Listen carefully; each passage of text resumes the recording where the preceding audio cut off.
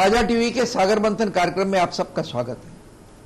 आज हम बहुत ही महत्वपूर्ण विषय पर परिचर्चा करेंगे। वैसे तो हर विषय बहुत महत्वपूर्ण होता है, लेकिन आज का जो विषय है वो हमारे भविष्य पर निर्भर करता है, और वो ऐसा विषय जिसमें हम सब किसी न किसी रूप में गुनहगार भी हैं। लेकिन हमारे भविष्य, हमारे जीवन का दूसरा नाम है वो विषय, वो है पर्यावरण संकट हल क्या है। अभी 5 जून को पूरे देश में पर्यावरण दिवस मनाया गया, पूरे विश्व में मनाया गया, पर हमारे देश में मनाया गया।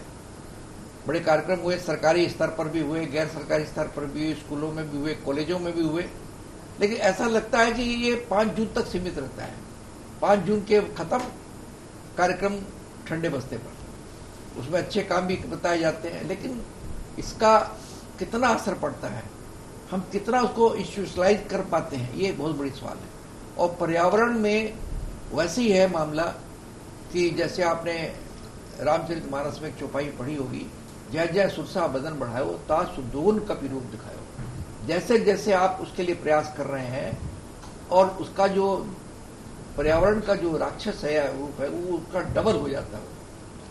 माने पर्यावरण के सामने हम लोग सब के सब एक प्रकार के हम लोग वो है विलेन बन गए हम लोग। ये बहुत संतति हमारे आने वाली आज जो भी हम बात काम कर रहे हैं, हो सकता है उसका उपयोग हमारे जनरेशन में नहीं, हमारी पीढ़ी में न हो, उसका लाभ अगली पीढ़ी में मिलेगा। इसलिए आप पर्यावरण के लिए अगर कुछ भी करते हैं तो ये समझ लीजिए आप दूसरी पीढ़ी के लिए कर रहे हैं, अपने आने वाली संतति के लिए कर रहे हैं। पर्यावरण की समस्या जो है, जैसा मैंने आपको बताया, इस पर काफी है, बहुत तक कितना प्रभावित है पता नहीं। पर्यावरण रक्षा की सरकारी नीति बनी, बदली भी गई, कई योजनाओं का शुरुआत भी की गई है। सबसे मुश्किल है कि जो हमारी जीवन शैली है, सुविधाजनक जीवन, मानव मात्र का हर व्यक्ति अपनी सुविधा के लिए काम करता है, तो सुविधाजनक जीवन शैली जो है वो पर्यावरण के लिए समस्या बन जाती है। अब हम सुविधाजनक शैली को बंद करें या पर्यावरण के का खतरा मोल लें, इसके बीच में एक युद्ध, एक लड़ाई चलती रहती है। और इसमें क्या दूरगामी उपाय होने चाहिए, क्या त्वरित उपाय होने चाहिए, दोनों पर हम बातचीत करेंगे। और वो सारे उपाय किस तरह, किस कंडीशंस में, किस स्थितियों में कारगर होंगे, इसकी बात पर हमको देखना है। जब हम बात करते हैं पर्यावरण की तो हमारे सामने 2-3 बातें आ जाती है। एक तो प्लास्टिक आ जाती है, वन टाइम यूज़ प्लास्टिक है, वो बहुत बार किया गया, कैंपेन भी किए गए कि प्लास्टिक को मत यूज़ करो, फिर भी लोग कर रहे हैं क्योंकि कई बार देखते हैं उसका कोई विकल्प नहीं है। वो कागज़ का भी आखिर शॉर्टेज है। तो ये भी एक समस्या है कि बहुत चाहते हुए भी हम वो छोटी सी पतला जो प्लास्टिक होता है उसका उपयोग। और इस तरह से जो रिसाइकलिंग का जो मामला है, ये भी है कि वो रिसाइकलिंग कितनी होती है, हमें कितनी की हमको आवश्यकता है, इन सब पर भी हम बातचीत करेंगे। बहुत संक्षेप में हम चाहते हैं कि हमारे जो प्रतिभागी हैं अपनी बात को जो टू द पॉइंट बोले और संक्षेप में बोले, ताकि हम सबकी बातों को सुन सकें, सबकी बातों को हमारे श्रोताओं तक पहुँचा सकें। आइए हम पहले अपने आज के जो प्रतिभागी हैं, जो भाग ले रहे हैं, उसको उनसे मैं आपसे परिचय कराऊं। एकदम दाईं में बैठे श्री संतन पांडे जी, कलकत्ता के हिंदी के सबसे पुराने पत्रकार। कभी ये पर्यावरण और पशु पक्षियों के बारे में ही लिखते रहे हैं, ये उनका विषय चाहिदा विषय रहा है, इनमें एक्सपर्टाइज है वो। उनके बगल में बैठी हैं डॉक्टर हेमलता, यूको बैंक से संबंधित है, और यूको बैंक की जो पत्रिकाएँ निकलती हैं उनके 2 डिपार्टमेंट से, जनसंपर्क विभाग से और राजभाषा विभाग से, उन दोनों पत्रिकाओं की संपादक है। एक का नाम है यूको अनुगूंज, एक का नाम है यूको टावर, उन दोनों की संपादक भी है डॉक्टर हेमलता।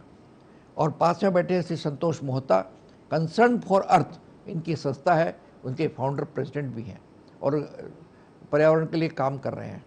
और अंत में बैठे श्रीमती श्रीयम मल, ये हाइलाडेक ई वेस्ट रिसाइकलिंग प्राइवेट लिमिटेड की कंपनी की CEO है, मालिक है, और ये रिसाइकलिंग जो होती है इसमें काम कर रही हैं। काफ़ी ये एकदम सीधा पर्यावरण के साथ जुड़ा हुआ है। आइए हम अपने बातचीत की शुरुआत करते हैं संतन कुमार पांडे जी से। पांडे जी, मैं आपके बोलने के पहले मैं कुछ नहीं बोलना चाहता हूँ, क्योंकि आप विषय में सब जानते हैं।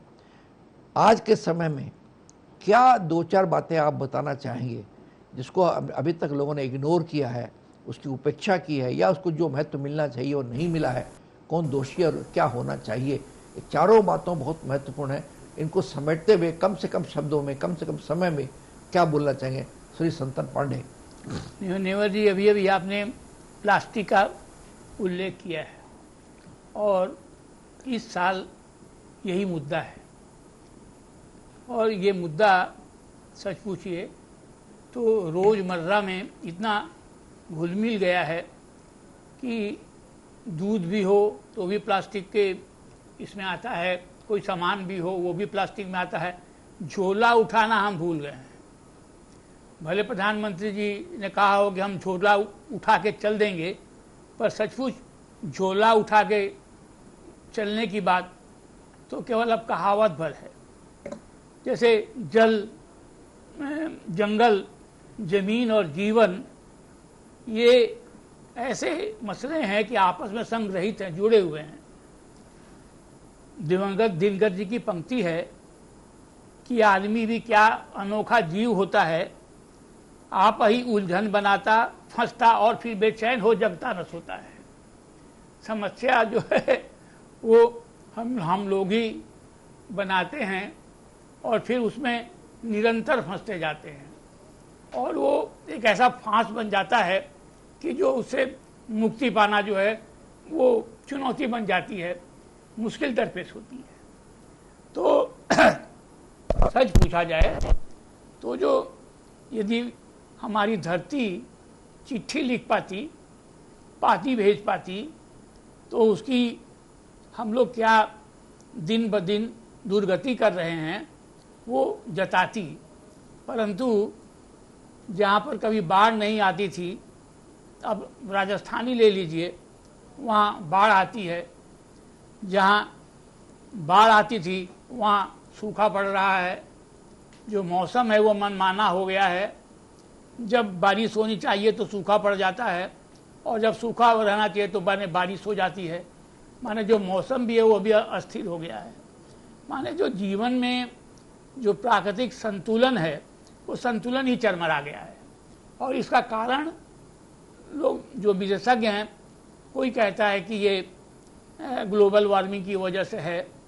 जितना हम वातावरण को जितना गर्म होना चाहिए, जो मानक है मैंने 1 डिग्री सेंटीग्रेड, वो 1.5 सेंटीग्रेड हो गया है। इससे इसका दुष्परिणाम क्या है कि जो समुद्र तल है वो उथला और उसका जल ऊंचा हो रहा है। तो जो निम्नगामी या जो तटीय क्षेत्र हैं वो जलमग्न हो जाएंगे, या जो द्वीप हैं वे फिर समा जाएंगे। सबसे बड़ा उदाहरण पूर्वासा द्वीप का मैं देना चाहूँगा, जिसको लेकर भारत और बांग्लादेश में कभी काफ़ी तनातनी हो गई थी, पर वो द्वीप है वो सदा के लिए जलमग्न हो गया। लोहाचारा जैसे द्वीप है वो सिमट गया है, और वो एक बिंदु के रूप में ही वो मैंने बचा हुआ है। तो ये जो तमाम समस्याएं हैं, ये जिससे कहा गया है कि क्षिति जल पावक गगन समीरा पंच रचयति अदम शरीरा, तो ये जो पंचभूत है, तो जो पंचभूत की जो समस्या है ये बहुत विकट समस्या है। और इसका समाधान यदि जल्द हम लोग नहीं करते हैं तो निश्चय ही जो विनाश की ओर है, जो जिससे हम लोग स्वयं उत्तरदायी हैं, ये समस्या संकट से और भी अधिक गहराने वाली है। श्री संतन कुमार पांडे जी ने शुरुआत की कि हम झोला उठाना भूल गए। प्रधानमंत्री जी का एक जरूर डायलॉग है कि मेरा क्या है, मैं तो झोला उठा के चल दूंगा, लेकिन आम आदमी झोला उठाता नहीं है। वो आजकल पतला प्लास्टिक लेता है, उसमें सामान रखता है, चलाता है, इतने प्रचार के बावजूद। और उन्होंने अंत इस बात पर किया कि हम अपने विनाश को आमंत्रित कर रहे हैं। उन्होंने कहा कि हमारा जो शरीर है 4-5 तत्व, क्षिति जल गगन पावन समीरा, इन 5 जैसे तत्व तो बना है, और इन सब का उपयोग का हम लोग मजाक उड़ा रहे हैं, दुरुपयोग कर रहे हैं।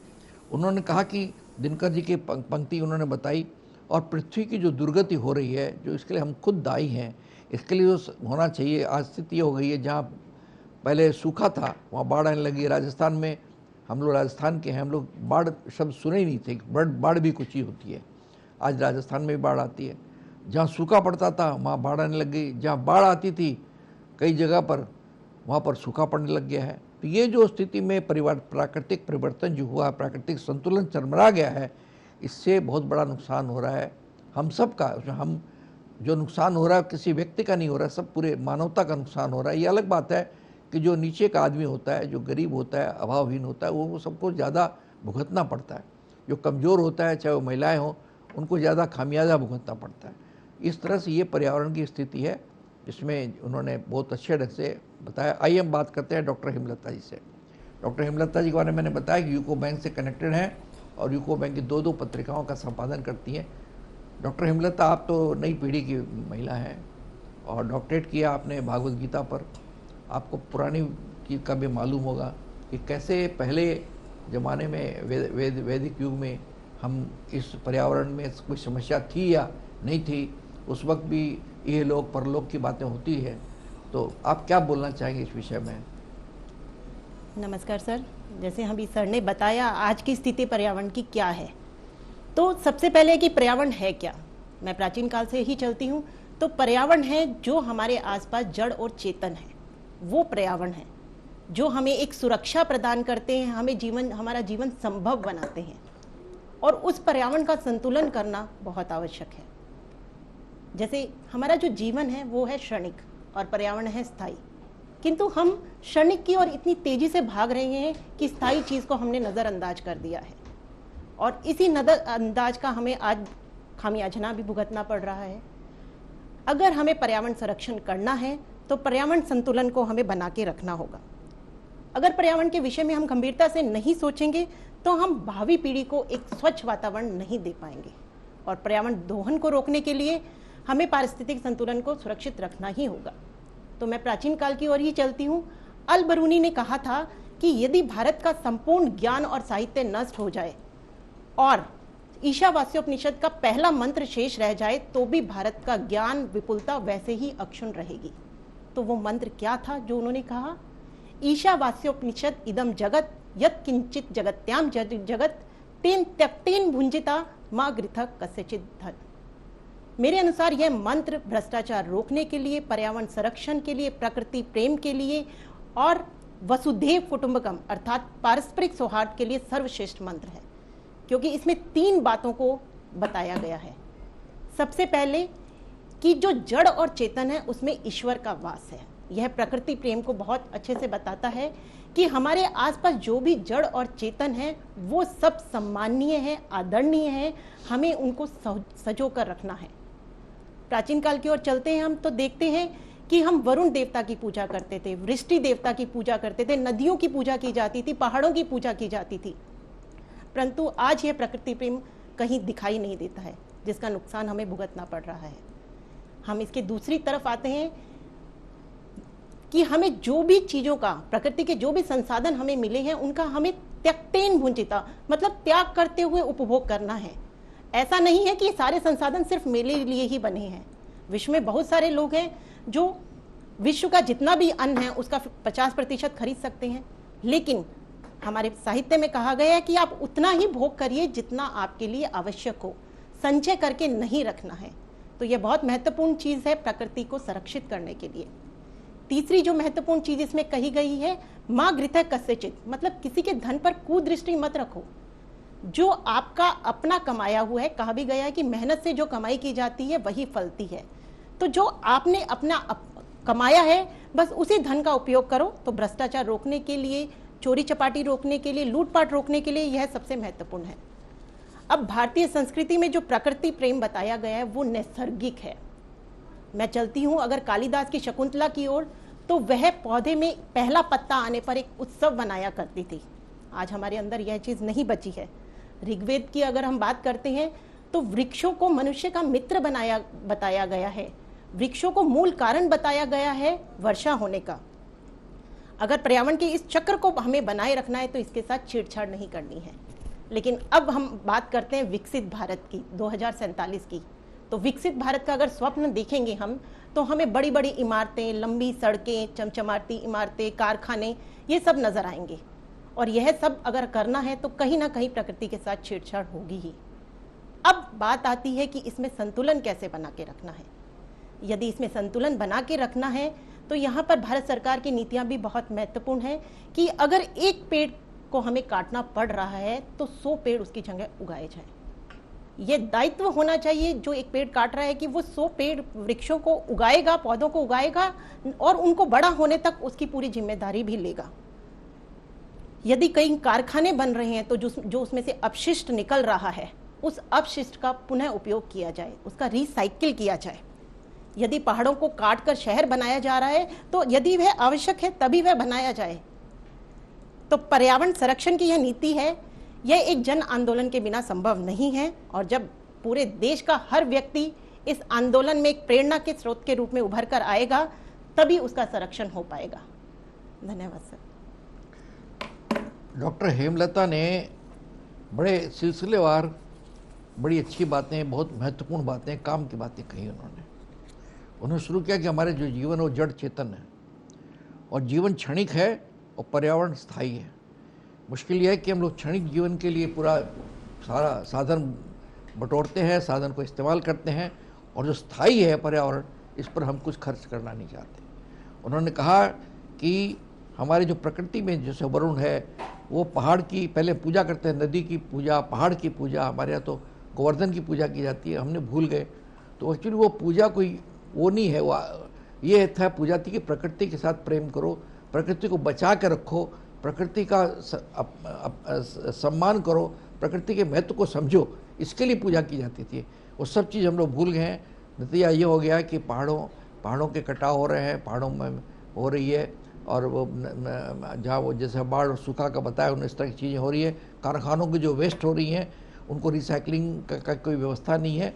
तो आज हम विकसित भारत की बात करते हैं तो हमको ऊंचे मकान दिखाई देते हैं और एक हमारी आरामदायक ज़िंदगी दिखाई देते हैं, लेकिन होना चाहिए वो भी बहुत ज़रूरी है शहरों में, महानगरों में, लेकिन एक संतुलन भी बहुत ज़रूरी है। और इनको संतुलन अगर हम नहीं बनाएंगे, प्रकृति के साथ छेड़छाड़ करेंगे, तो प्रकृति हमारे साथ भी छेड़छाड़ करेगी, जिसका एक नंगा रूप हम उत्तराखंड में देखते हैं, जिनके बारे में हम कहते हैं कि वहाँ देवता बसते हैं। सारे देवों की अगर भूमि है उत्तराखंड है, लेकिन सबसे ज़्यादा प्राकृतिक आपदा हिंदुस्तान में कहीं आई है तो उसी देवभूमि आई है।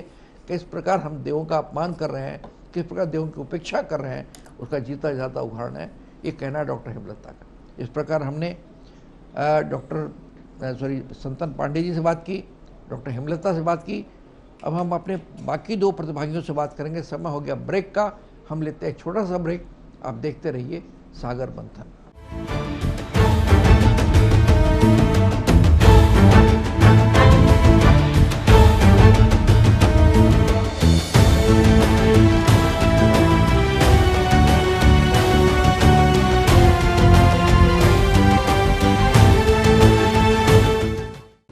ताजा टीवी के सागर मंथन कार्यक्रम में फिर आपका स्वागत है। हम परिचर्चा कर रहे हैं पर्यावरण संकट हल क्या है। अभी ब्रेक में जाने के पहले श्री संतन पांडे और डॉक्टर हेमलता से हमने इस भयानक विषय के बारे में, इसकी भयावहता के बारे में और इसका उपाय हो सकते हैं, इन दोनों के बारे में हमने सुना। आइए हम बात करते हैं श्री संतोष मोहता से, जिनके बारे में मैंने बताया कंसर्न फॉर अर्थ के वो संस्थापक अध्यक्ष हैं। कंसर्न फॉर अर्थ में पृथ्वी की चिंता, तो पृथ्वी तो खुद बड़ी धैर्यवान होती है, सब कुछ सहती है, फिर कुछ भी नहीं कहती है। इस प्रकार ये जो पृथ्वी को आपने सिंबल बनाया है, ये वास्तव में बहुत काबिल तारीफ़ है। हम आपसे ये जानना चाहेंगे, जिस पृथ्वी के बारे में इतनी बताई है, वो जो सहती है वो किसके लिए सहती है, क्यों सहती है, क्या अत्याचार उस पर हो रहा है, क्यों हो रहा है, और उसका कोई समाधान हो सकता है ताकि इस पृथ्वी को, हम जिसको माँ कहते हैं, इसको हम बचा सकें। संतोष जी नमस्कार। सबसे पहले तो पृथ्वी पे क्यों अत्याचार और क्या अत्याचार हो रहा है हम सभी जानते हैं, और वो अत्याचार करने वाला कौन है? मनुष्य है। माने लाखों हजारों जातियाँ माने जीव जंतु रहते हैं पृथ्वी पर अत्याचार केवल एक ही जाति करती है, वो मनुष्य। तो और वो हम लोग बैठे हैं जिसको कि हम लोग बोलते हैं कि हम लोग दुनिया के सबसे बुद्धिमान जीव हैं। उस बात पर मैं अब नहीं जाऊँगा। पर्यावरण की प्रॉब्लम क्या है मैं उस पर भी नहीं जाऊँगा। सब जानते हैं, जल संकट है, वायु संकट है, और प्लास्टिक की प्रॉब्लम है, विभिन्न प्रकार की प्रॉब्लम है, सब जानते हैं। मैं कुछ ऐसे डाटाज लेकर आया हूँ जो शायद हमारे हृदय को झकझोर, हमारे मन को झकझोर दे कि ये स्थिति आ गई है और हम कुछ सुधरे। WHO के अनुसार दुनिया के 20 सबसे प्रदूषित शहरों में 14 भारत में है। दिल्ली दुनिया की सबसे प्रदूषित राजधानी शहर बना हुआ है। कैपिटल सिटी कोई अगर दुनिया की है तो दिल्ली सबसे प्रदूषित है।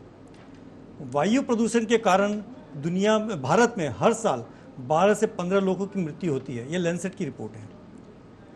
जल संकट, नीति आयोग की रिपोर्ट कहती है कि भारत की लगभग 60 करोड़ जनसंख्या जल संकट से प्रभावित है। देश के 21 बड़े शहरों जैसे बेंगलुरु, दिल्ली, हैदराबाद में 2030 तक भूजल पूरी तरह समाप्त होने की आशंका है। भारत का लगभग 70% जल पीने योग्य नहीं है। पर्यावरण के दूषित होने के कारण भारत को प्रत्येक साल जीडीपी में 5 से 7% का नुकसान हो रहा है।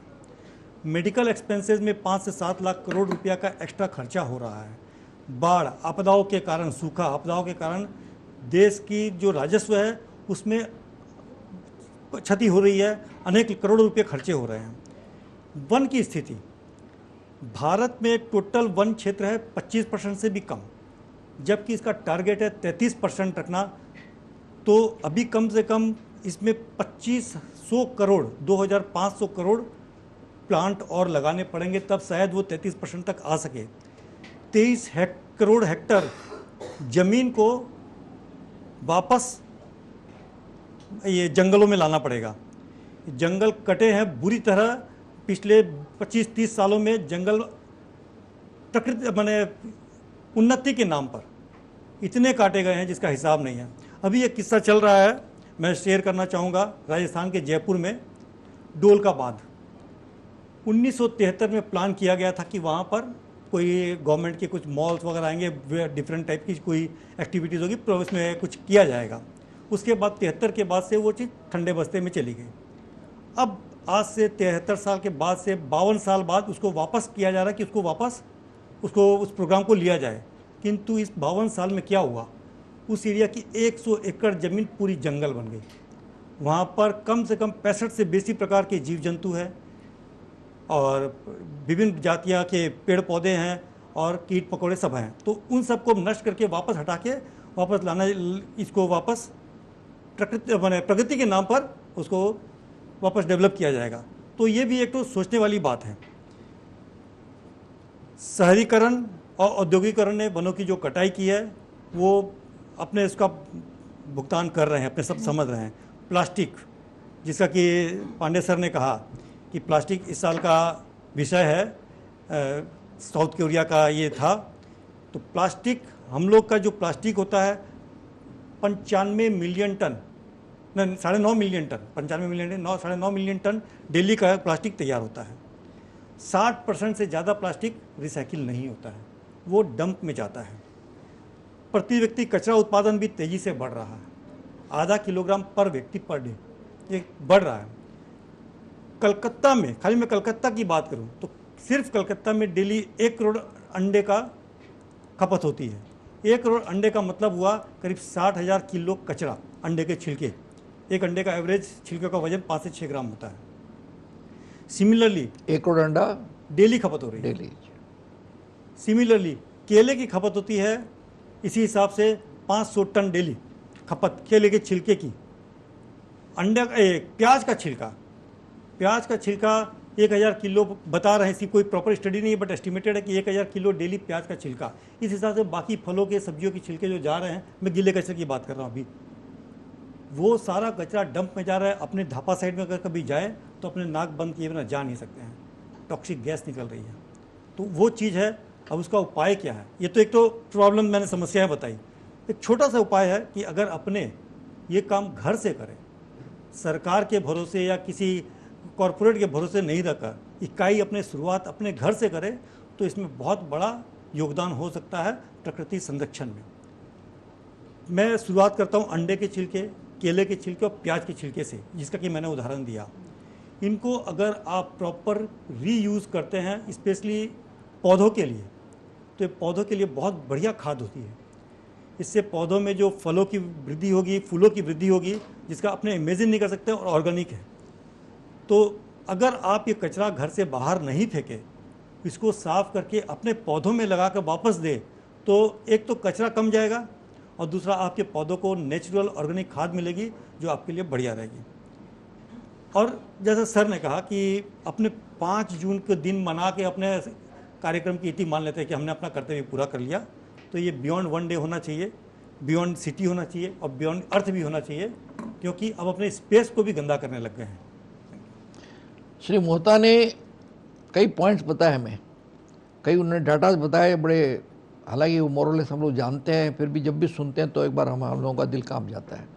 उन्होंने कहा दुनिया के 20 जो शहर हैं सबसे ज़्यादा पोल्यूटेड, उसमें 14 शहर हिंदुस्तान में, भारत में है, और दिल्ली सर्वाधिक पोल्यूटेड शहर रही है।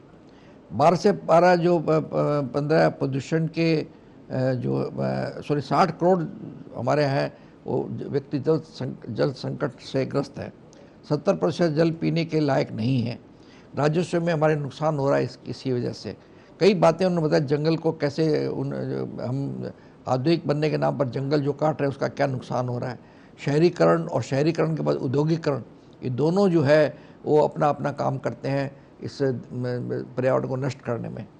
और कचरा बढ़ रहा है। उन्होंने बताया कि 1 करोड़ अंडा और कितनी डेली से, तो बहुत अच्छे से आंकड़े दिए, और आंकड़े दे करके ये सारे हमारे अपने बनाए हुए हैं, हमने खुद ने क्रिएट किए हैं, लेकिन किस प्रकार हम खुद अपने पाँव पर कुल्हाड़ी मार रहे हैं उसके बारे में बड़ा सिलसिला उन्होंने बताया।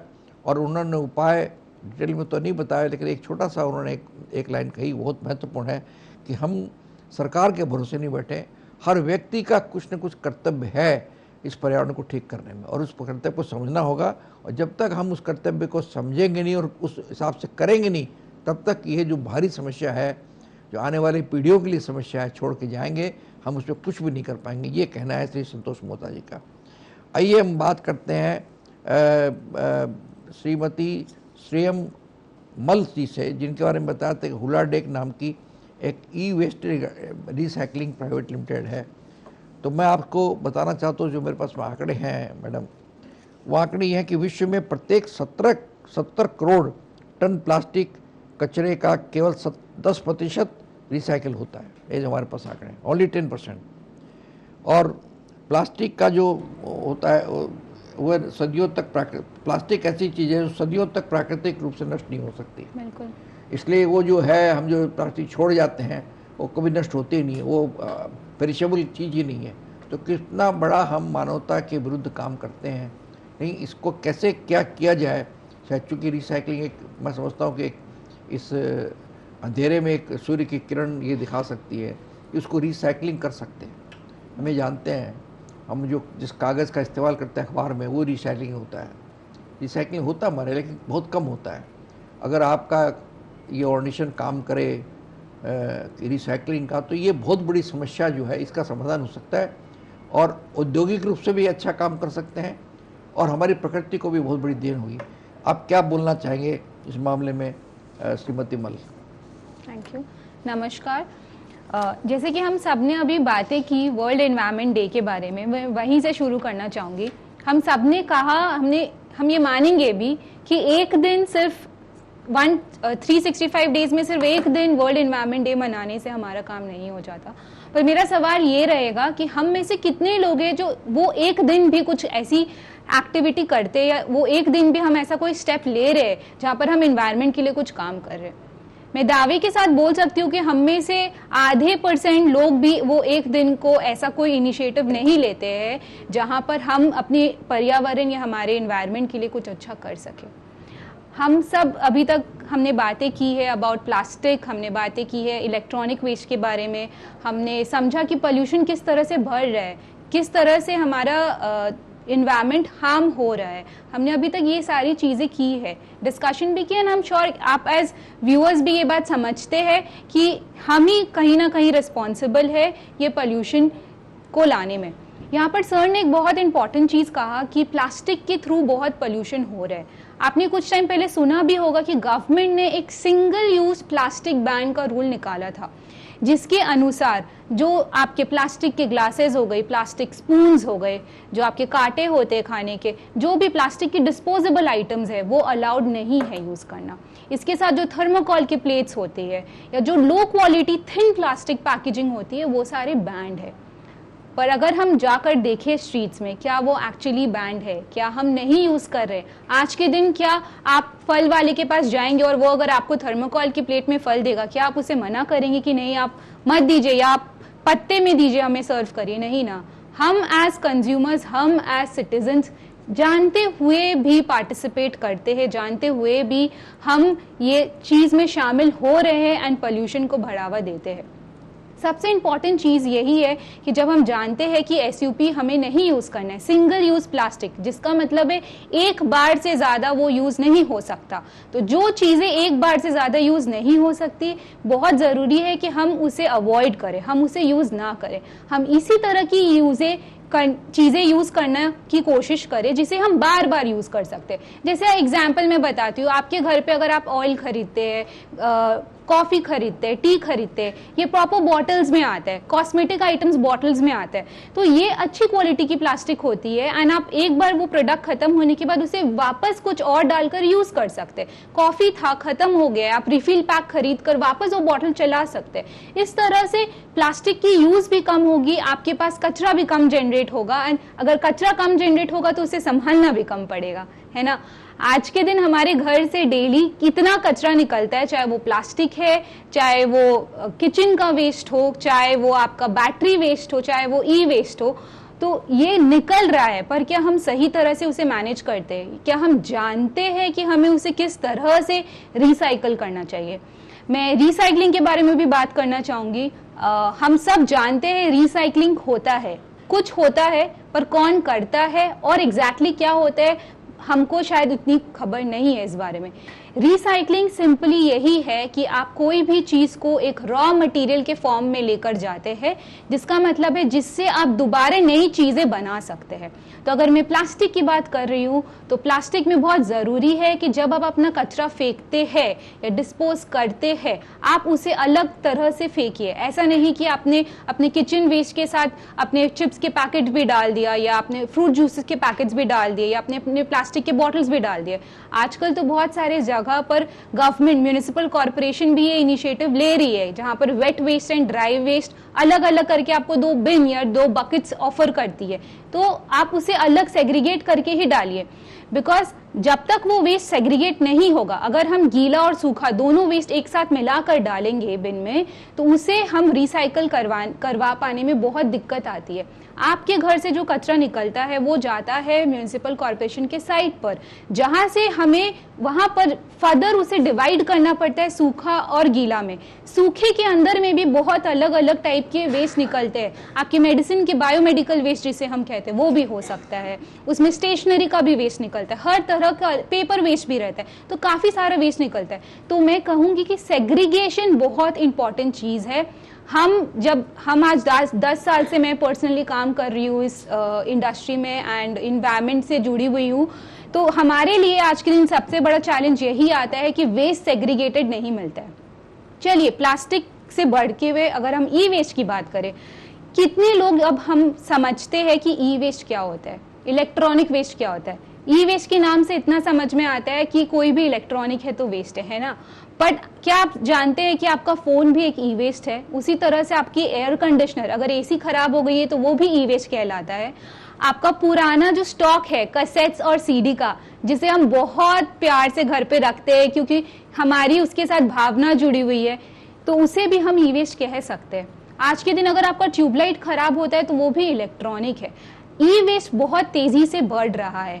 मेजर कुछ कारण है इसके, टेक्नोलॉजी एडवांसमेंट हो रही है, टेक्नोलॉजी दिन बे दिन बढ़ती है। पहले आप देखेंगे, आप मोबाइल फोन जब रखते थे, खरीदते थे, तो हम 5 से 6 साल कम से कम अपने फोन को यूज करना चाहते थे। जब तक खराब नहीं हो नए फोन नहीं लेना चाहते थे। आज आप देखिए मार्केट में कितनी तरह की मोबाइल फोन्स अवेलेबल है, हर 2 साल में टेक्नोलॉजी अपडेट होती है एंड हमारा भी मन करता है कि नहीं 2 साल तो हो गया ना, तो फोन पुराना हो गया, अब नया फोन लेना चाहिए। पर यह समझना बहुत जरूरी है कि हम जो इतनी फ्रिक्वेंटली, इतनी जो जल्दी अपना फोन हो या अपना कोई भी इलेक्ट्रॉनिक चेंज करते हैं, तो जब हम एक बार नई प्रोडक्ट खरीद लेते हैं, हम पुराना का क्या करते हैं? क्या होता है मेरा पुराना फोन का, या क्या होता है मेरा पुराना प्रिंटर का या मेरा लैपटॉप का, ये समझना बहुत जरूरी है। ये बहुत ज़रूरी है कि आपका ये सामान कोई सही तरह कोई सही जगह जाए और ये रिसाइकल हो, क्योंकि इलेक्ट्रॉनिक वेस्ट या ई वेस्ट ऐसा सामान नहीं है जो आप अपने घर पर कोई कचरा लेने वाला आया तो उसे दे दे कागज या रद्दी के साथ। इलेक्ट्रॉनिक वेस्ट, हर एक इलेक्ट्रॉनिक में हर मेटल होता है, ग्लास होता है, कुछ कुछ हार्मफुल सब्सटेंस भी होता है, जिसे अगर हम सही तरह से निकाल कर उसे रिसाइकल ना करें तो वो एनवायरनमेंट को हार्म करता है। इंडिया में आज के दिन 90% ई वेस्ट रिसाइकल नहीं होता है, 90% ई वेस्ट रिसाइकल नहीं होता है, और एक साल में कम से कम 2 मिलियन टन्स ई वेस्ट हम पैदा करते हैं, हम जनरेट करते हैं, और ये संख्या 20% से हर ईयर ऑन ईयर हर साल बढ़ते आ रही है। तो ये बहुत ज़रूरी है कि जब हमारे घर पर कोई इलेक्ट्रॉनिक या बैटरी वेस्ट निकले तो हम उसे कोई ऐसी ही कंपनी को दे जो गवर्नमेंट के थ्रू ऑथराइज्ड है ये काम करने के लिए, जिनके पास ये लाइसेंस है, जिनके पास फैक्ट्री है जहां ये जाकर उसे तोड़ेंगे। अगर फोन है तो ग्लास को सेपरेट करेंगे, अगर मेटल है तो उसकी बॉडी को सेपरेट करेंगे, हर इलेक्ट्रॉनिक में पीसीबी बोर्ड होता है उसे निकालेंगे, प्लास्टिक जो रहता है उसे अलग करेंगे। ये सारी चीजें को रिसाइकल करने का मतलब इसे रॉ मटेरियल फॉर्म में कन्वर्ट करने की सिस्टम या टेक्नोलॉजी है मार्केट में, उसके बाद इससे नए प्रोडक्ट्स बनते हैं। तो ये मेरा रिक्वेस्ट रहेगा आप सबसे दैट हम इसकी इम्पोर्टेंस समझें और हम अपना वेस्ट को प्रॉपरली मैनेज करने की रिस्पॉन्सिबिलिटी ले, क्योंकि जैसे हमने पहले भी सुना कि ये सिर्फ गवर्नमेंट या कोई लिमिटेड कंपनी का काम नहीं है। अगर हम आपसे सहयोग नहीं मिलेगा तो गवर्नमेंट या कोई कंपनी भी अकेले ये काम नहीं कर पाएगी। ये ऐसी प्रॉब्लम है जो हमने ही पैदा की है, तो हमें ही मिलकर इसे सॉल्व करना पड़ेगा। Thank you. बहुत अच्छा कहा आपने श्री अमल जी। आपने हमारे जो प्रतिभागियों ने जो कहा उसको बात को और आगे बढ़ाया आपने। श्रीमती मल ने कहा कि हम एक दिन भी कहाँ मनाते हैं। मैंने शुरू में कहा था कि हम 5 जून मना कर सोचते हैं कि हमारा काम समाप्त हो, बोले एक दिन भी हम कहाँ मनाते हैं, थोड़ा सा सेलिब्रेशन कर देते हैं एक खाना पूर्ति के नाम पर। सिंगल यूज़ प्लास्टिक का जो यूज़ है क्या एक्चुअली है बैंड है? थर्मोकोल को में हम क्या सब आज कोई हम रेस्टोरेंट में जाते हैं थर्मोकोल में अगर हमको खाना दे या नाश्ता दे या दे तो क्या हम उसको रिफ्यूज़ करेंगे? तो हम अपनी ड्यूटी पूरी नहीं करते हैं। रिसाइकलिंग के बारे में बड़ा डिटेल उन्होंने बताया जो हम लोग प्राय नहीं जानते हैं। रिसाइकलिंग जो है वो एक बहुत, तो मैंने विदेशों में भी देखा है कि वहाँ पर फुटपाथ पर 3 वेस्टेज में 3 होते हैं, ये इसके वेट वेस्ट के लिए है, ये ड्राई वेस्ट के लिए है, लेकिन वो व्यवस्था हमारे यहाँ उतनी नहीं है, समझे ना। ये बहुत इंपॉर्टेंट बात है कि हमारे यहाँ भी होना चाहिए, क्योंकि ये जो सेग्रीगेशन है इज़ वेरी इंपॉर्टेंट, इससे रिसाइकलिंग हो सकती है। रिसाइकलिंग उन्होंने कहा कि 90% वेस्ट का रिसाइकलिंग नहीं हो रहा है और हर साल ये 2 मिलियन वेस्ट हम पैदा करते हैं। तो ये जब तक हम नहीं करेंगे, ये हर व्यक्ति को करने, कोई कारखाना नहीं है, ये कोई फैक्ट्री या कोई सरकार आकर नहीं बताएगी आपका। जैसे आप खाना खाते हैं, जैसे आप सांस लेते हैं, वैसे ही उतना ज़रूरी ये सब चीज़ें हैं। इनको जब तक आप समझेंगे नहीं, हम ये नहीं कर पाएंगे। ये कहना है श्रीमती श्रीमय मल्लिका जी का, और उन्होंने काफ़ी अच्छे ढंग से बताया। और ये बहुत ज़रूरी है स्कूलों को एजुकेट करना। हमने अपने चारों प्रतिभागियों से बात की, हम इसके कुछ बिंदुओं पर और बातचीत करेंगे। अभी समय हो गया एक ब्रेक लेने का, हम लेते हैं ब्रेक। देखते रहिए सागर मंथन।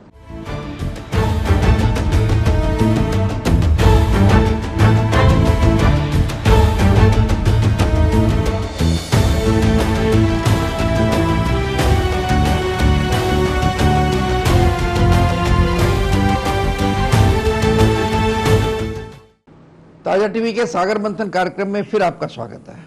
हम परिचर्चा कर रहे हैं पर्यावरण संकट हल क्या है, और अभी हमारे चारों प्रतिभागियों ने काफ़ी विस्तार से बड़ी बातें, महत्वपूर्ण अहम बातें कही।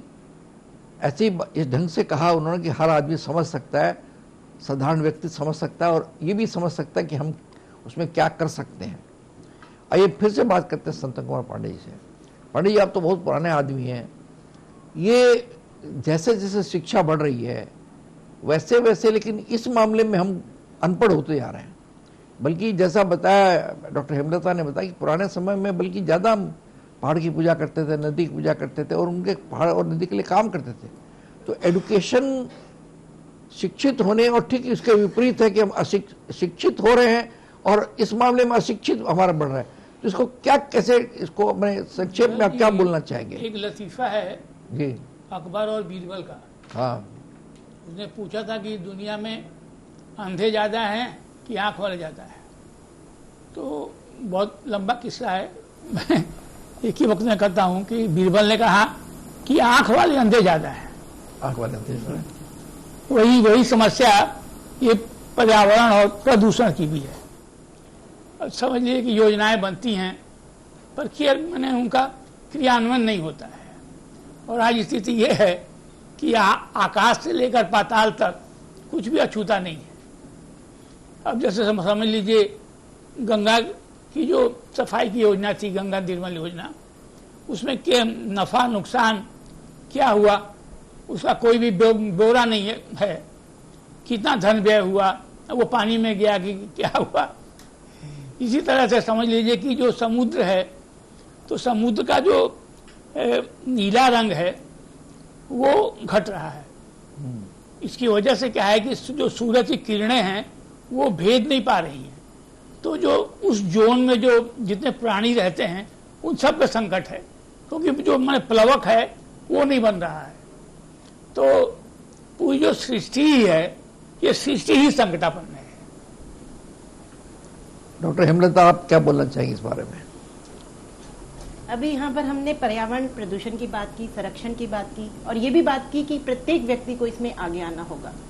लेकिन कई बार व्यक्ति खुद यह बात में कंफ्यूज हो जाता है या सोच नहीं पाता कि मैं क्या करूं। जहाँ पर यह उदाहरण भी बताया गया कि वेस्ट चीजों का घर पे कैसे उपयोग करें, तो मैं कुछ आपको ऐसे उदाहरण बताना चाहूंगी जो सबके लिए प्रेरणा स्रोत बने हैं, क्योंकि वो आगे आए हैं। जैसे हमारे समाज में चिपको आंदोलन, हर कोई उससे परिचित है कि कारखानों के नाम पे वन कट रहे थे और विशेषकर महिलाएं पेड़ों से लिपट गई कि नहीं कटेंगे ये पेड़, और नतीजा यह हुआ कि पेड़ नहीं कटे। इसके बाद मैं एक और उदाहरण देना चाहूंगी। दिल्ली का एक परिवार है, मिस्टर मीनू एंड मिस्टर पियर। उन्होंने अपने घर का वातावरण इस हिसाब से संतुलित कर रखा है कि वह वातावरण दिल्ली के प्रदूषित शहर में होकर भी 25 से 26 डिग्री रहता है। ना उन्हें पंखा चलाने की जरूरत है, ना उन्हें एसी चलाने की जरूरत है। उन्होंने अपने घर पर 15,000 पेड़ लगा रखे हैं। ना उनका बिजली का बिल आता है, ना उनका पानी का बिल आता है। तो ये अपने आप में एक उदाहरण है। सीखने की जरूरत है, ऐसे लोगों को आगे आने की जरूरत है, लोगों को बताने की जरूरत है। यहाँ पर एक और उदाहरण देना चाहूंगी मैं, जादव मोलिंग पाइंग का, जिन्हें फॉरेस्ट मैन ऑफ इंडिया कहा जाता है, बहुत बड़े पर्यावरणविद है। विगत 42 वर्षों से वो अब रोज एक पेड़ लगा रहे हैं, और उनकी ये मेहनत और प्रकृति के प्रति प्रेम का नतीजा है कि 3600 एकड़ में फैला हुआ एक बंजर और मिट्टी और कीचड़ से बना हुआ क्षेत्र आज मोलोई करके वन के नाम से प्रसिद्ध हो गया है, और उन्हें इस कार्य पर सर्वोच्च पुरस्कार पद्मश्री अवार्ड भी दिया गया था। इस तरह से, और अभी जो एक कैंपेन भारत सरकार ने भी चला रखा है, एक पेड़ माँ के नाम। लेकिन बात यह है कि एक सरकारी कैंपेन होकर रह गया है। सभी सरकारी संस्थाओं में जरूर वृक्ष लगाए जा रहे हैं क्योंकि ये कैंपेन है, लेकिन इसमें आम भागीदारी नहीं बन पा रही है। जब ये एक आंदोलन के रूप में आ जाएगा कि एक पेड़ माँ के नाम हर व्यक्ति को लगाना है, तब शायद कुछ परिवर्तन नजर आएगा। रामधारी दिनकर जी की एक लाइनों के साथ मैं ये अपनी बात समाप्त करना चाहूंगी कि प्राचीन काल में भी देखिए, पुराने रामधारी सिंह दिनकर जी हैं, वो भविष्य के बारे में क्या सोच के उन्होंने लिखा था, अंतिम समय जब कोई नहीं जाएगा साथ, अंतिम समय जब कोई नहीं जाएगा साथ, एक वृक्ष जाएगा, अपनी गुरैया गिलहरियों को छोड़कर बिछुड़कर साथ जाएगा एक वृक्ष, अग्नि में प्रवेश करेगा मुझसे पहले। लिखता हूं मैं अंतिम इच्छाओं में कि बिजली के दागर में हो मेरा संस्कार, ताकि मेरे बाद मेरे बेटे और बेटियों के साथ एक वृक्ष भी बचा रहे, एक वृक्ष भी बचा रहे। बहुत बहुत धन्यवाद। डॉक्टर हेमलता ने इस बात पर इशारा किया कि हम डायरेक्टली क्या काम कर सकते हैं। कुछ काम बड़े काम है, कुछ छोटे मोटे काम भी ऐसे हैं। जैसे आपने बताया दाह संस्कार, तो दाह संस्कार हमारे यहाँ धार्मिक एक है कि सब वो पेड़ों चंदन की लकड़ी में होना चाहिए, ये है।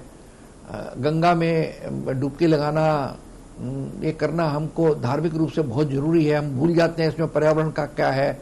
दाह संस्कार भी गंगा के किनारे हो, एक बनारस में एक घाट है, उसमें दाह संस्कार होना जरूरी है। उसके मणिकर्णिका घाट, आप स्वर्ग में जाएंगे। तो हमारी जो अपनी परिपाटियां हैं, हमारी जो अपनी धार्मिक मान्यताएं हैं, उनसे भी इस बात को भी हम आगे बढ़ाएंगे। अन्य दो प्रतिमा बात करेंगे। फिलहाल लेते हैं एक ब्रेक आप देखते रहिए सागर मंथन।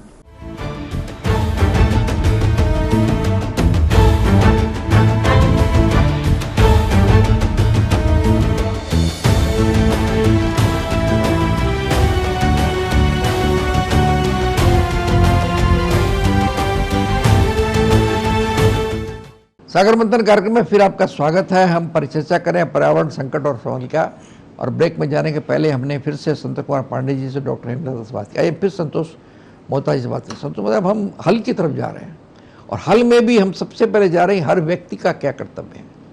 हमने देखा कि जितना शिक्षित व्यक्ति है, जितना पढ़ा लिखा है, वो व्यक्ति ज़्यादा प्रकृति को खराब करता है, बल्कि गाँव के लोग नहीं करते हैं, अनपढ़ लोग नहीं करते हैं।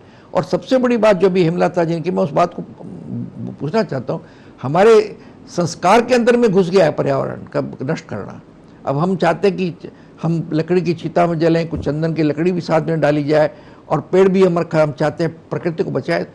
ये एक बहुत बड़ा, बहुत मुश्किल काम है। इसमें क्या बताना चाहेंगे मोहता जी आप? हल के लिए मैं बहुत छोटी सी बात करना चाहूँगा। जैसे नदियों का प्रदूषण है, तो नदियों को साफ मत कीजिए। मैं कहता हूँ आप साफ मत कीजिए, बस उसे गंदा करना बंद कर दीजिए, नदी अपने आप साफ हो जाएगी। जंगल मत उगाइए, पेड़ काटना बंद कर दीजिए, जंगल अपने आप उग जाएगा। प्रकृति अपने आप को इतना जल्दी से हील कर लेती है, वो हम सब ने कोरोना पीरियड में देखा था। जब पूरा लॉकडाउन था, सब जगह इतना साफ सफाई, इतना बढ़िया हो गया था जिसका हिसाब नहीं है। क्यों? ये तो 6 महीना, साल भर के अंदर में प्रकृति ने इतना अपने आप को हील कर लिया। अगर अपने इसको गंदा करना बंद कर दे, इसको नष्ट करना बंद कर दे, प्रकृति जितना भी नुकसान हुआ अभी तक सारा रिकवर कर लेगी अपने आप, बहुत शॉर्ट पीरियड में। एक जगह मैंने पढ़ा था कि दुनिया में अगर कोई और जीव खत्म हो जाता है, जैसे मधुमक्खियाँ खत्म हो जाए, तो पृथ्वी को बहुत बड़ा नुकसान होगा। बट अगर इंसान खत्म हो जाए, एक्सटिंक्ट हो जाए, तो पृथ्वी इतनी जल्दी अपने आप को रिकवर करेगी कि माने उससे जैसा खुशहाल जगह कोई होगी नहीं। तो अब हम इंसान हैं, हमको चाहिए कि कुछ मत कीजिए, आप गंदा करना बंद कर दीजिए, प्रदूषण को फैलाना बंद कर दीजिए, सब ठीक हो जाएगा। सीएम मल जी, अब कैसे इस सारी बातचीत को कैसे आप उपसंहार करेंगे? मैं यही बोलना चाहूंगी कि जो भी हमारे साथ जो भी आज जुड़े हुए, हमने यही बातें की है कि ये बहुत ज़रूरी है कि ये रिस्पॉन्सिबिलिटी हम समझे और जो सही है वो करें। जिस तरह से पहले हम रहते थे, आज से 50-60 साल पहले, वो लाइफस्टाइल शायद वापस लेकर आने का टाइम है। सर ने कहा पेड़ काटना बंद कर दो तो अपनी उगाने की ज़रूरत नहीं पड़ेगी। मैम ने भी कहा कि बहुत ज़रूरी है, क्योंकि जब लास्ट किसी का अंतिम दिन आता है पृथ्वी पर, तो गाछ है या पेड़ ही है जो आपके साथ जाता है वापस। तो ये बहुत ज़रूरी है कि हम ये रियलाइज़ करें कि ये जो भी एक्टिविटी हम कर रहे हैं प्रदूषण को हार्म करने के लिए, इससे हमारी आने वाली पीढ़ी को कष्ट होगा। तो अगर हम चाहते हैं कि हमारे आने वाली पीढ़ी, हमारे फ्यूचर जनरेशन, हमारे आपके बच्चे खुशी से रहे, उन्हें एक अच्छा एनवायरनमेंट मिले, तो ये हम जल्द से जल्द अब सही राह में चलना शुरू करें। मैं 1 मिनट और लेकर 2-3 आपको सोल्यूशन भी शेयर करना चाहूँगी, क्योंकि मैं समझती हूँ ये मेरी रिस्पॉन्सिबिलिटी है। आज के दिन हम वेस्ट मैनेजमेंट सेक्टर से हूँ, तो मैं उसी के बारे में ही ज़्यादा आपको सोल्यूशन दे सकती हूँ। हम काफ़ी सारे प्रोग्राम्स रन करते हैं जहाँ पर हमारे साथ करीबन 500 महिलाएं जुड़ी हुई है, जो हर एक स्टेट आप कह लीजिए या हर एक डिस्ट्रिक्ट कह लीजिए वेस्ट बंगाल से ही है। हम ये बहुत इंपॉर्टेंट समझते हैं कि महिला ही एक डिसीजन मेकर होती है घर पर, वो ही एडुकेटर होती है और वो ही एक इनिशिएटर भी होती है।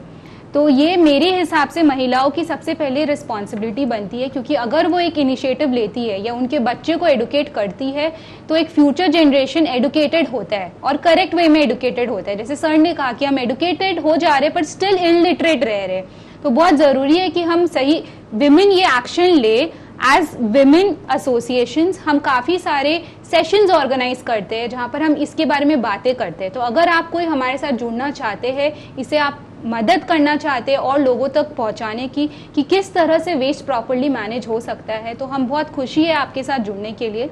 इसके साथ ही साथ हम वेस्ट का पिकअप एंड रिसाइकलिंग भी करते हैं। तो अगर आपके घरों में कचरा है, जैसे मैंने कहा ई वेस्ट या बैटरी वेस्ट, कबाड़ी वाले को या रद्दी वाले को पेपर के साथ देने वाली चीज़ नहीं है, क्योंकि इसमें कुछ सब्सटेंसेस रहता है जिससे हमारा पर्यावरण दूषित होता है अगर वो करेक्ट रिसाइकलिंग नहीं हो तो हम इस तरह की वेस्ट आपके घरों से, आपकी ऑफिस, आपके फैक्ट्री से भी कलेक्ट करते हैं। हमारी टीम जाती है, वहाँ से वेस्ट कलेक्ट करती है, उसे रिसाइकल करती है, एंड एज अ प्रूफ कि हमने ये किया है आपको हम सर्टिफिकेट भी देते हैं। ये बिजनेस के लिए भी इम्पॉर्टेंट है। आज के दिन गवर्नमेंट की रूल्स है अराउंड इट, जहां बिजनेस को ये रिसाइकलिंग करना मैंडेटरी है, माने कंपलसरी करना ही होगा। एज इंडिविजुअल्स भी हमारे साथ करीबन 2 से 2.5 हजार लोग जुड़े हुए हैं, जो हर दिवाली हो या हर महीने हो, जब भी उनके घर पर कुछ इलेक्ट्रॉनिक खराब होता है वो हमें कॉल करते हैं। हमारे वेबसाइट हुलाडेक रिसाइकलिंग पर जाकर कॉल कर एक पिकअप शेड्यूल करते हैं, जहां पर हमारी टीम जाकर उनका वेस्ट कलेक्ट करती। तो मैं अपनी तरफ से ये 2 आपको सोल्यूशन आज दे सकती हूँ। आपका वेस्ट अगर है तो उसे आप सही जगह पहुंचाइए, उसे रिसाइकल कराइए। एंड आज जो हमने बातें की, आप कम से कम एक और जन के साथ, आपके फ्रेंड या रिलेटिव के साथ एटलीस्ट बात करिए, ताकि लोग और अवेयर हो एनवायरमेंट प्रोटेक्शन एंड रिसाइकलिंग की तरफ। Thank you. पर्यावरण संकट हल क्या है, इस विषय पर बहुत न्याय करते हुए हमने इसके हर पहलू पर बातचीत की और हमने एक आत्मालोचना करने की कोशिश की। हम अपने चेहरे को देखें, शीशे में देखें कि हम क्या कर रहे हैं। लेकिन हमारा तो मुश्किल ये है ना कि हम ये खता मैं जिंदगी भर करता रहा, मैल मेरे चेहरे पर था और मैं आईना मलता रहा। ये स्थिति हो गई हमारी। हम अपने चेहरे को नहीं देखते, हम अपने कर्म को नहीं देखते, हम सिर्फ आईने को साफ करके समझते हैं कि सीख हो गया। ऐसा आईना साफ नहीं हो, आपने पहले चेहरे को साफ करिए। ये आत्म आलोचना की चीज़, ये विषय ही ऐसा है कि जब हम उसमें डूब जाएं और आत्म आलोचना करें कि हम क्या हैं, क्या थे और क्या होंगे अभी। ये मैथिली शरण गुप्त की कविता, इसके हिसाब से हम देखें हमारा अपनी ड्यूटी है, हम कितना उसमें काम कर सकते हैं, हमने कितना काम किया। ये वास्तव में एक दिन का मामला नहीं है। और एक दिन का हमने, जैसे मैडम मल ने कहा कि एक दिन भी हम कहाँ करते हैं, हमारे बाकी लोगों ने भी कहा कि एक दिन भी हम कहाँ करते हैं। अपने कर्तव्य को, बोध को समझें और कुछ इसमें त्याग करना पड़ेगा। हर व्यक्ति को कुछ न कुछ सेक्रीफाइस करना पड़ेगा। हम इतने सुविधा भोगी लोग हो गए हैं कि हम चाहते हैं सिर्फ सुविधाएं हों, और उस सुविधा के माध्यम से हम कितना नुकसान कर रहे हैं इसका हमें बोध नहीं है। तो आइए, हमने इस विषय पर बहुत बातें की, बहुत अच्छी बातें की।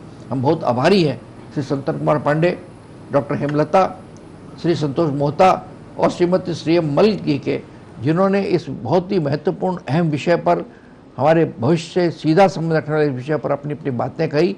हमारे दर्शक भी इस मामले में राय रखते हो, हमें लिख करके भेजें। हमारा पता है ताज़ा टीवी 37 शेक्सपियर सरनी, कलकत्ता 17। आप हमें ईमेल के जरिए भेज सकते हैं। हमारा ईमेल का पता भी नोट कर लीजिए, response@taza.tv, response@taza.tv.com। हम अगले हफ्ते फिर मिलेंगे किसी नए विषय के साथ और नए प्रतिभागियों के साथ। तब तक के लिए आप हमें आज्ञा दीजिए। नमस्कार।